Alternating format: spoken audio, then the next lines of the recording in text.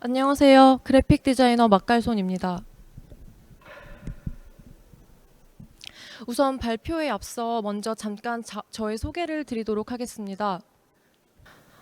저는 2013년부터 2017년까지 홍디자인에서 재직했고요.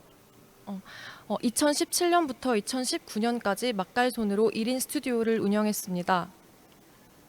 2020년부터는 박지연 디자이너와 함께 MHTL이라는 스튜디오의 이름으로 MHTL을 설립하고 지금 현재 저는 실장직을 맡고 있습니다.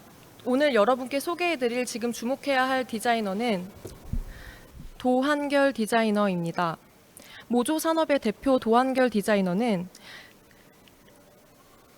다양한 매체, 풍경으로 확장해 나아가고 있는 디자이너입니다. 모조 산업은 도한결 디자이너가 2015년에 설립한 그래픽 디자인 스튜디오의 이름입니다. 주로 인쇄 기반의 시각 디자인을 베이스로 다양한 영역에서 꾸준하고 활발하게 활동하고 있습니다. 여러 가지 소재를 활용해 현실 어딘가에 놓이는 물질 또는 상품을 개발하기도 하는데요. 그 작업물들을 모조품이라 부릅니다. 모조산업의 홈페이지나 SNS 프로필에서 만날 수 있는 이 모조산업 전경 이미지는 서울시립미술관에서 2016년에 열린 서울 바벨 전시에 출품한 작품인 mojoindustry.psd입니다. 언뜻 보면 윈도우 배경 화면 같기도 하고 물품 제조 공장의 스톡 사진 같기도 합니다. 이 사진은 모조라는 가짜를 뜻하는 의미와 병치되어 몇 가지 키워드를 연상시킵니다. 이름에서 느껴지는 약간 어설픈 위장술, 그 위장 과정에서 드러나는 우연성 같은 것들, 이런 키워드들은 앞으로 소개할 모조 산업이 수행하는 작업에서 여러 층위를 만들어내는 방식과 연관이 있습니다. 다음 작품은 아카이브 봄에서 열린 6개의 전시에 대한 도록을 시리즈로 제작한 볼륨 시리즈입니다. 이 도록의 규격과 제작 양식은 동일한 규칙 안에서 변주됩니다. 가로 190, 세로 260mm의 판형을 유지하며 표지 종이는 평량 1800g의 하드커버에 유광 코팅된 아트지로 합지가 되어 있습니다. 커버를 열어 안쪽 면을 보면 접착된 주머니에 해당 전시의 얇은 중철책자나 낱장의 작품 이미지가 꽂혀 있습니다. 매번 다른 전시 콘텐츠의 성격을 하나의 아이덴티티로 연결시켜주는 포맷이 효과적이라는 생각이 들었습니다. 이 도록을 봤을 때 가장 인상적으로 다가온 부분은 표지와 내지의 컨트라스트였는데요. 보통 두꺼운 하드커버 표지를 펼쳤을 때 기대하는 다소 권위적이고 보수적인 느낌의 내지는 온데간데 없이 얇은 종이들에 인쇄된 작품 이미지가 꾸러미로 쏟아져 나옵니다. 이런 부분에서 도한결 디자이너 특유의 유머가 느껴졌습니다.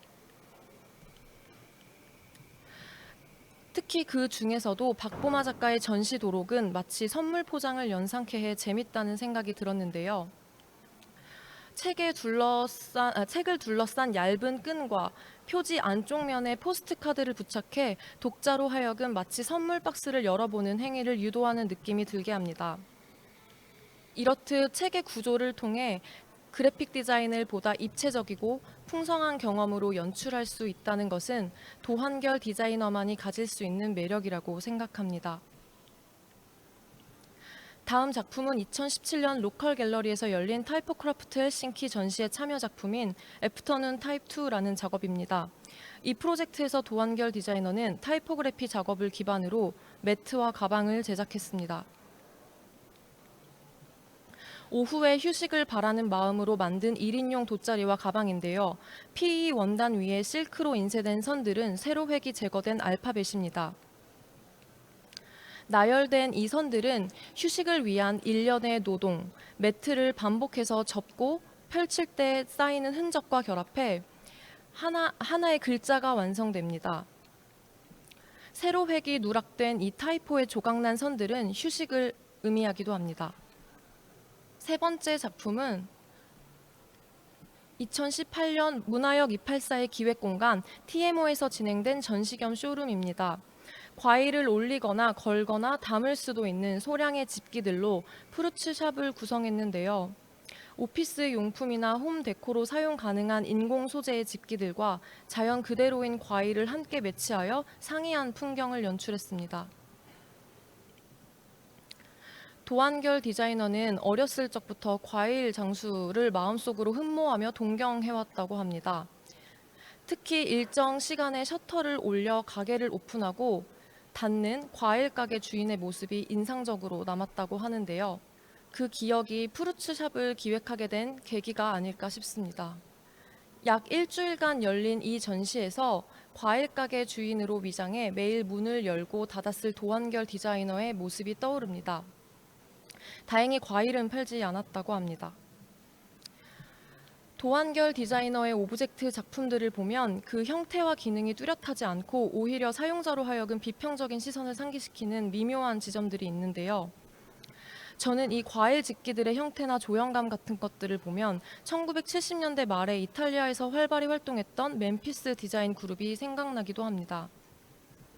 모더니즘이 추구하던 기계적이고 획일적인 시각 표현을 탈피하고 비도식적이며 유머러스한 자유로운 형태를 추구한다는 부분들이 꽤 닮아 있다는 생각이 들었습니다. 이어서 보실 작업은 AP샵에서 열린 A Pale Blue Sailing Cap이라는 모조 산업과 최경주 작가가 함께 콜라보한 전시인데요. 레몽 루셀이 지은 아프리카의 인상이라는 책에서 영감을 받아 작업했다고 합니다. 햇빛의 그림자가 가득한 대륙에 막 도착한 탑승객의 시선으로부터 신비로운 항해의 조각들을 건져 올리고 그들을 재해석해 한데 엮었습니다. 제작한 오브젝트로는 조명, 키링, 스토리지 등이 있는데요. 각기 다른 질감의 아크릴 오브제 위에 은색 펄로 인쇄되어 있는 그래픽들은 해도와 나침반, 그리고 황금핀과 바다를 떠올리게 하고 햇빛에 반사된 것 같은 이미지를 선사합니다. 저는 평소에 이런 모조품 오브젝트 작업들을 보면서 항상 제작 과정이 궁금했습니다. 아크릴이나 스틸, 실리콘 같은 대량 생산 공정에서 볼 법한 소재를 많이 사용하는데 어떻게 이렇게 각각 다른 조각의 느낌이 날 수 있는지 인터뷰 때 물어봤습니다. 돌아온 도한결 디자이너의 답변은 의외로 심플했는데요. 제품 디자인을 위한 캐드나 스케치업 같은 3D 툴을 이용하지 않고 일러스트로 스케치한 벡터 그래픽을 가지고 도면화 작업을 거친다는 것이었습니다. 그 데이터를 바탕으로 구체적인 소재나 지기 구조, 디테일들은 을지로의 제작자분들과 함께 협업해 완성해 나간다고 합니다. 도한결 디자이너가 2D 그래픽을 기반으로 제품을 제작하기 때문에 이런 과정에서 오는 독특한 미감이 큰 매력이라고 생각합니다. 덕분에 모조품의 오브젝트들은 고유한 조형적 신선함을 갖고 있습니다. 때로는 이렇게 패션 화보의 미술로도 함께 활용됩니다. 다음 작업은 2019년 롯데 갤러리에서 열린 장욱진 집 전시 아이덴티티입니다. 한국 근현대 미술을 대표하는 화가 장욱진의 전시에서 모조 산업은 전체 그래픽뿐만 아니라 공간, 도록, 전시연계 상품 디자인과 제작까지 전부 맡았습니다. 전시 메인 아이덴티티에서 장욱진 작가의 대표 작품에 등장하는 나무와 집, 새 같은 소박한 소재들을 동화적이면서도 간결한 색감으로 표현해 그의 작품 세계를 한눈에 볼 수 있도록 했습니다. 전시장의 쇼윈도 디스플레이도 굉장히 눈에 띄는데요. 그림의 요소들 일부를 연극 무대와 같이 3D 공간으로 재탄생시켰습니다. 이런 전시 연출들은 관객들에게 인상적이고 정겨운 전시의 경험을 만들어준다는 생각이 들었습니다. 마지막으로 소개할 작업은 2019년 문화역 서울에서 열린 윈터클럽 섹션을 위한 문화상품 디자인입니다. 전시가 열린 시점이 야외 활동을 하기 어려운 추운 겨울이었기에 겨울에 즐기는 실내 스포츠 클럽이란 컨셉으로 윈터클럽에서 사용하는 클럽 용품들에 대한 그래픽과 디자인을 선보였습니다. 실내 운동장 바닥에 그려진 코트의 규격이나 표기법에서 모티프를 차용해서 윈터클럽 세트를 완성시켰는데요. 도한결 디자이너는 이렇게 일상적이고 친근한 소재를 가져와 자신만의 해석을 가미해 그래픽 기반의 창작물을 만들어내는 데에 탁월한 능력이 있다고 생각합니다. 데이터만으로 존재하는 것이 아니라 손으로 만져지고 느껴지는 즐거움을 선사합니다. 지금까지 그래픽 디자인을 기반으로 폭넓은 연구를 시도하는 도한결 디자이너의 작품을 만나보셨습니다. 도한결 디자이너의 작품을 통해 인쇄 기반의 그래픽 디자이너가 어떻게 다양한 영역으로 더 크게 확장할 수 있는지 영감이 되는 시간이 되었다면 좋겠습니다. 더 많은 모조 산업의 작업을 만나보시려면 홈페이지와 인스타그램을 확인해 주시고요. 앞으로 도한결 디자이너의 활동에 많은 관심과 응원을 부탁드립니다. 이것으로 발표 마치겠습니다. 감사합니다.